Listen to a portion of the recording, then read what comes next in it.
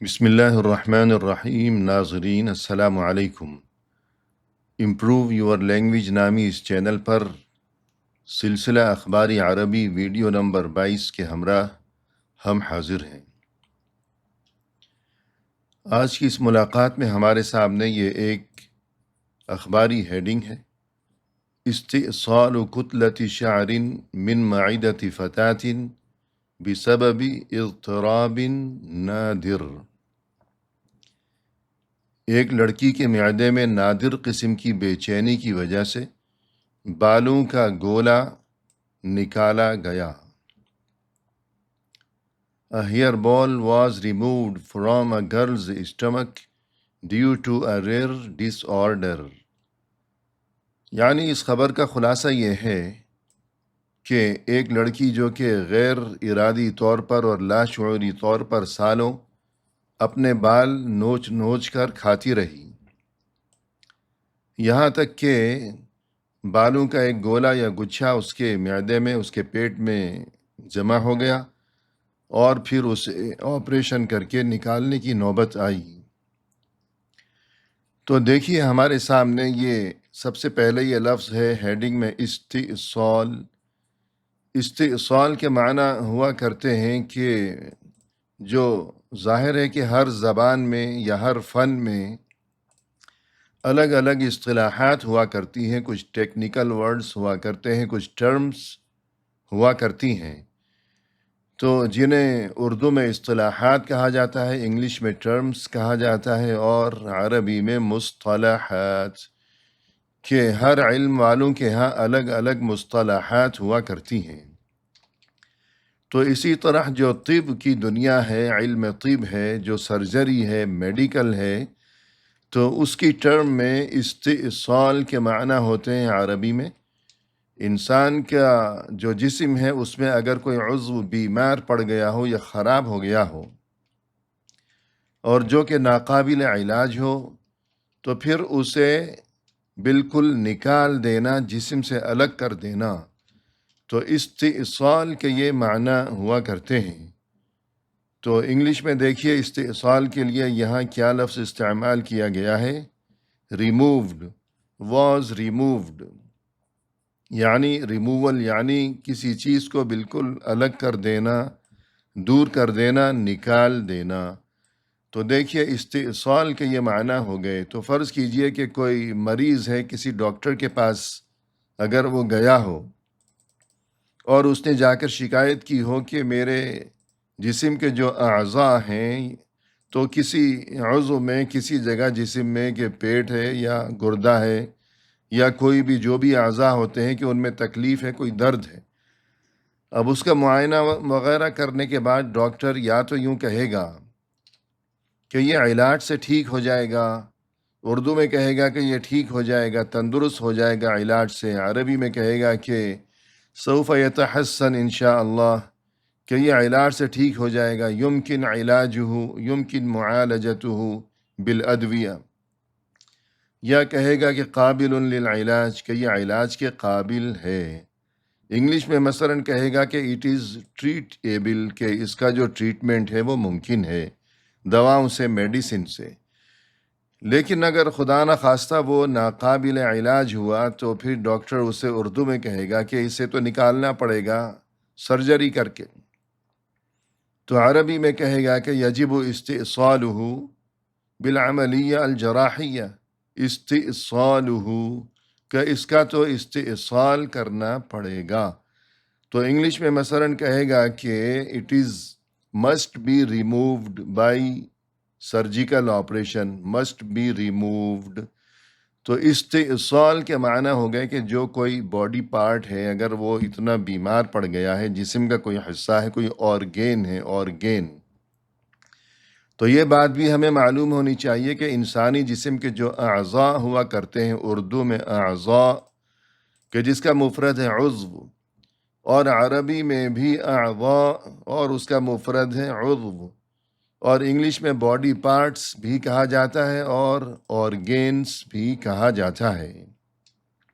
اگر body parts کہیں تو اس کا مطلب اردو میں یہ ہوا کہ جسم کے حصے، اور اگر آرگین کہیں تو اس کا مطلب یہ ہوا کہ عضو، کوئی جسمانی عضو۔ تو استئصال کے معنی ہو گئے ناظرین کسی عضو کو بالکل الگ کر دینا، ریموو کر دینا۔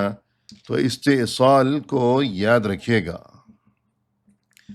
اب کس چیز کو استئصال کیا گیا؟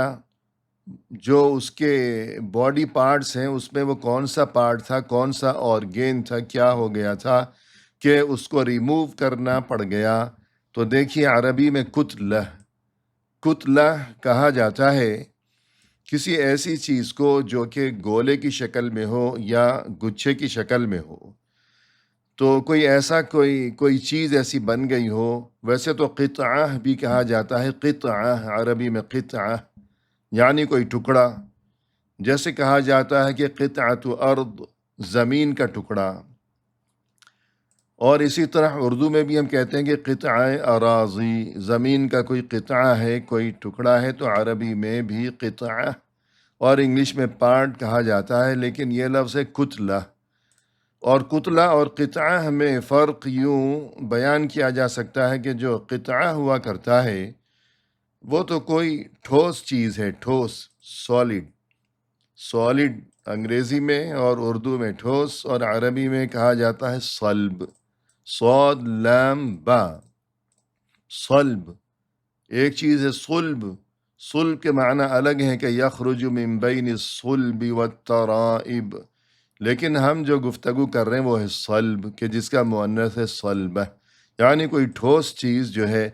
تو قطعہ یعنی کسی چیز سے اس کا کوئی ٹکڑا کاٹ کر الگ کر دیا، تو یہ جو الگ کیا گیا ہے یہ قطعہ ہے کہ ایک ٹھوس چیز ہے۔ لیکن کتلہ وہ چیز ہے کہ جو خود وہ کوئی ایسی چیز نہیں ہے، بلکہ چھوٹے چھوٹے کوئی ٹکڑے یا ذرات مل کر اس نے گویا کہ ایک جسم کی شکل اختیار کر لی ہے، کہ جس طرح یہاں آگے ہم پڑھیں گے کہ اس لڑکی کے جو بہت سے بال تھے وہ جمع ہوتے ہوتے گویا کہ وہ ایک گولے یا گچھے کی شکل اختیار کر چکے تھے۔ تو یہ لفظ ہے کتلہ، کہ جس کی جمع ہے کتل، کتل بھی اس کی جمع آتی ہے اور کتلات بھی اس کی جمع آتی ہے، اور قطعہ اور اس کی جمع ہے قطعات۔ تو امید ہے کہ کتلہ کے بارے میں گفتگو واضح ہو گئی ہوگی، یعنی گچھا کہہ لیجئے، کوئی گولا کہہ لیجئے، کہ چھوٹی چھوٹی چیزیں مل کر گویا کہ وہ ایک گولا سا بن گیا تھا یا گچھا بن گیا تھا۔ کس چیز کا گولا تھا یا وہ گچھا تھا؟ شعر، بالوں کا۔ شعر کے معنی ہے عربی میں بال، انگلش میں ہیئر۔ اور یہ کہ شعر جو ہے تو یہ بات بھی یاد رکھنی چاہیے کہ ایک لفظ ہے شعر یعنی بال، اور دوسرا لفظ ہے شعر۔ شعر یعنی جو شعر ہوتا ہے کہ جس کی جمع ہے اشعار، اردو میں بھی ہم کہتے ہیں کہ شعر گوئی، تو وہ اردو میں بھی جو شعر ہے کہ جس کی جمع ہے، کہ جس کے لیے شاعر اسم فاعل ہے، کہ شعر جو کوئی کہتا ہے وہ شاعر ہے، اور اس کی جمع ہے اشعار۔ تو دیکھ لیجئے ناظرین کہ یہ جو زیر زبر اور یہ حرکات کا معاملہ ہے، تو معمولی سے فرق کی وجہ سے معنی کس قدر تبدیل ہو جاتے ہیں کہ اگر شعر کہیں گے تو اس کا مطلب ہوگا وہ جو شعر ہوا کرتا ہے، شعر گوئی، شعر و ادب کی دنیا۔ لیکن اگر شعر کہیں گے تو شعر کے معنی ہو جائیں گے بال۔ تو کتنا زیادہ فرق ہے۔ اسی طرح مثلا ایک لفظ ہے سحر، سحر، اور دوسرا لفظ ہے سحر۔ صرف یہ ہے کہ زبر اور زیر کا فرق ہے، لیکن زمین آسمان کا فرق ہے دونوں کے معنی میں۔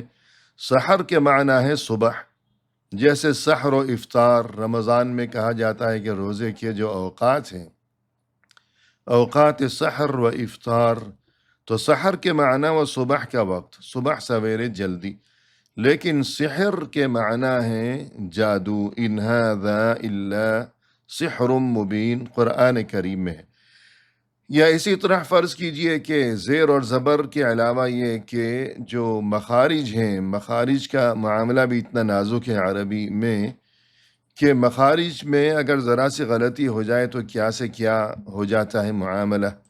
کہ مثلا جو قلب ہے، لفظ قلب یعنی دل، تو بہت سے لوگ کہتے ہیں قلب کو قلب کہہ دیتے ہیں، کاف جو ہے قوف کا تلفظ صحیح نہیں کرتے، اور یہ کہ مثلا کہتے ہیں کہ انت اقرب الیہ من القلب، کہ تم میرے لیے دل سے بھی زیادہ قریب ہو، کہ گویا اپنی طرف سے تعریف کر رہا ہے، لیکن اگر بولتے ہیں کہ انت اقرب الیہ من القلب، کہ تم میرے لیے کتے سے بھی زیادہ قریب ہو، تو دیکھیے ناظرین یہ معاملہ کس قدر نازک ہو گیا، کہاں قلب یعنی دل اور کہاں قلب یعنی کتا۔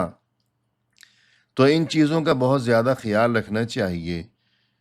تو استئصال کتلت شعر، بالوں کا ایک گچھا اسے نکالا گیا، کہاں سے؟ من معدت فتاة، ایک لڑکی کے معدے سے، معدہ اور عربی میں معدہ، اردو میں معدہ، اور انگلش میں اسٹمک۔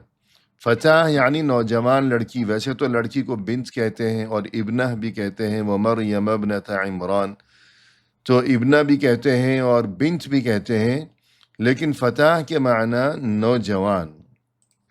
تو اس بات کو سمجھنے کی ضرورت ہے کہ فتاة نوجوان لڑکی، جبکہ فتح جو ہے فتایا وہ نوجوان لڑکا۔ فتح اور فتح یعنی، تاکہ بات واضح ہو جائے تو دیکھیے اگر ہم یہاں لکھتے ہیں، فرض کیجئے، تو تاکہ معاملہ جو ہے واضح ہو جائے، تو دیکھیے ناظرین ایک لفظ ہے فتح، تو یہ جو فتح ہے تو لکھنے میں یا ہے، لیکن پڑھنے میں یہ کیا ہے؟ پڑھنے میں الف ہے، فتح۔ دیکھیے اوپر زبر بھی لگا دیتے ہیں ہم تاکہ اوپر فتح، تو یہ جو ہے فتح، تو دیکھیے یعنی لکھنے میں یا ہے لیکن پڑھنے میں الف ہے، فتح۔ فتح کے معنی نوجوان، اور جبکہ فتح جو ہے اس کے معنی ہو گئے نوجوان لڑکی۔ فتح نوجوان لڑکا اور فتح نوجوان لڑکی۔ تو دیکھیے، اور اس کی جمع ہے فتیہ، قرآن کریم میں ہے کہ اذ اول فتیۃ الی الکہف، اور اسی طرح اس کی جمع فتیان بھی آتی ہے۔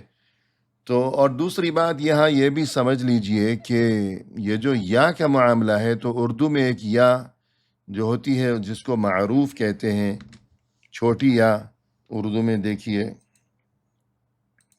یہ ہو گئی چھوٹی یا، اور ایک ہوتی ہے اردو میں یا مجہول جو کہ بڑی یا کہلاتی ہے۔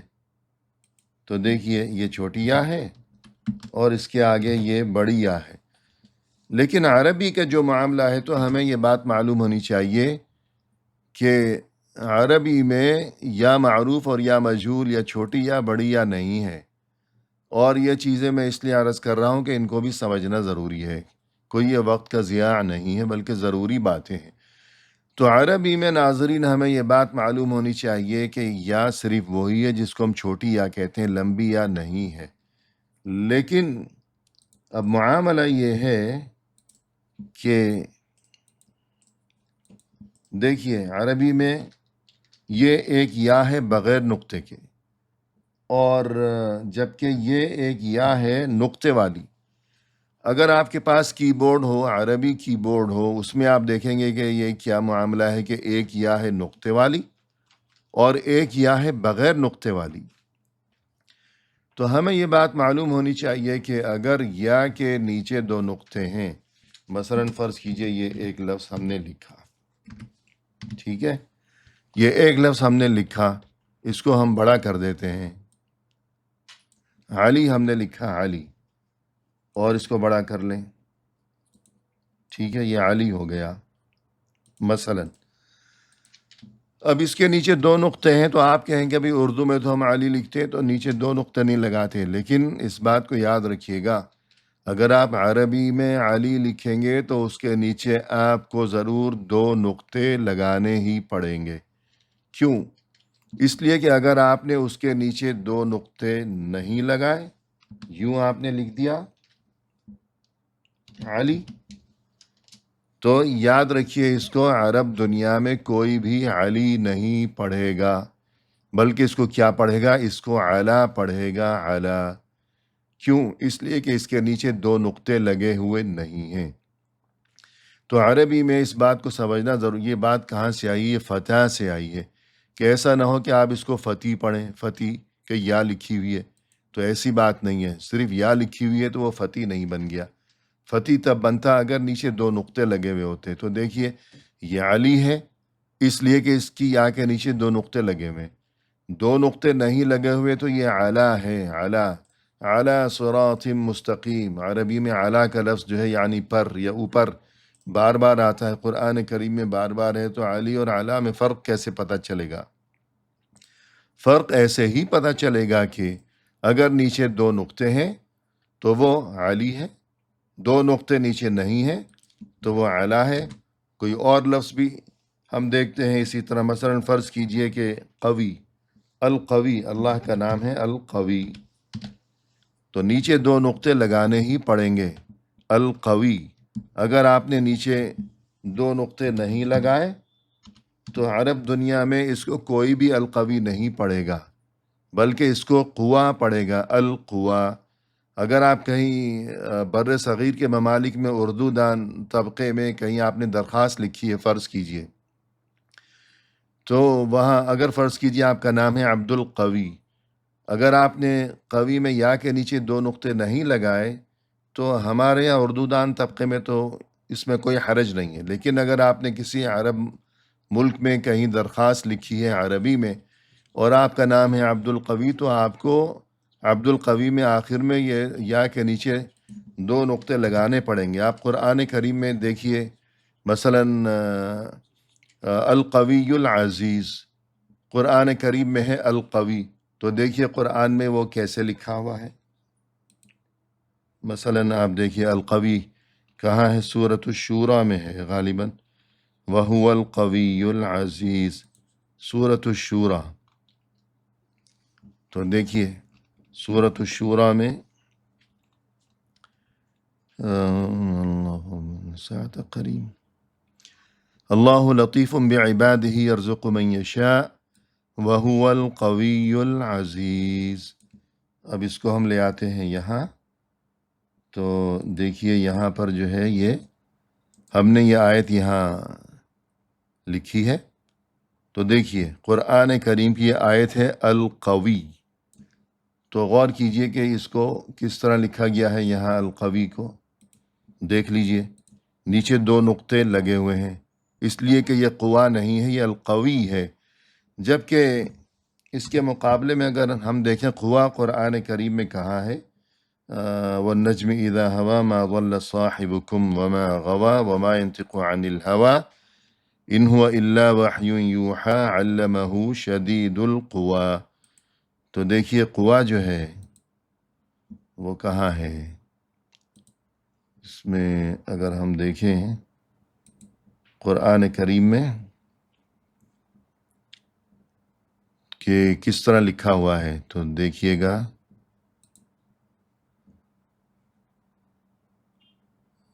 علمہ شدید القوا، سورۃ النجم میں دیکھ لیتے ہیں، النجم، دیکھیے علمہ شدید القوا۔ تو اس میں آپ دیکھیے ناظرین القوا، تو جو میں عرض کر رہا ہوں تو وہی معاملہ یہاں ہو گیا القوا۔ تو دیکھیے دونوں میں کیا فرق ہے، جہاں یا کے نیچے دو نقطے لگے ہوئے ہیں تو وہ قوی، اگر یا کے نیچے دو نقطے نہیں لگے ہوئے تو وہ قوی نہیں ہے بلکہ وہ قوا ہے۔ یہ سب باتیں کیوں آئیں؟ یہ سب باتیں اتفاقاً آ گئیں بس جب ہم نے فتح کے بارے میں تذکرہ کیا کہ وہ نوجوان لڑکی فتح، اور نوجوان لڑکا ہو تو فتح، کہ آخر میں یا ہے تو کوئی اس کو فتح نہ پڑھے۔ فتح تب ہوتا کہ اگر اس کے نیچے دو نقطے لگے ہوئے ہوتے، دو نقطے ہیں تو فتح ہے، اور ورنہ یہ کہ اگر دو نقطے نہیں ہیں تو پھر یہ فتح ہوگا، جیسے ہم نے گفتگو کیا علی اور علا اور قوی اور قوا کے بارے میں۔ تو ناظرین وقت تو کافی زیادہ ہو گیا اسی میں آج، تو اسی پر اکتفا کرتے ہیں، تو کم از کم ہیڈنگ تو دیکھ لیں۔ استئصال کتلۃ شعر من معدۃ فتاة بسبب اضطراب نادر، ایک لڑکی کے معدے سے بالوں کا ایک گچھا نکالا گیا، کیوں؟ بسبب اضطراب نادر، کہ اس کے پیٹ میں، اس کے معدے میں عجیب و غریب قسم کی بے چینی چل رہی تھی۔ اضطراب کہا جاتا ہے بے چینی، جیسے کہتے ہیں کہ اضطرابی کیفیت طاری ہے، یا یہ کہ دل مضطرب اردو میں اشعار میں استعمال کیا جاتا ہے۔ A hair ball was removed from a girl's stomach due to a rare disorder. rare کے معنی ہوتے ہیں نادر، ڈس آرڈر یعنی بے چینی، تو عجیب و غریب اور نادر قسم کا اس کے پیٹ میں درد رہتا تھا، تو اس لیے معلوم ہوا کہ اس کے پیٹ میں یہ صورتحال ہے کہ بالوں کا گچھا جمع ہے، تو اس کو سرجری کر کے نکالا گیا۔ تو باقی انشاءاللہ آئندہ ملاقات کے موقع پر گفتگو ہوگی۔ فی امان اللہ۔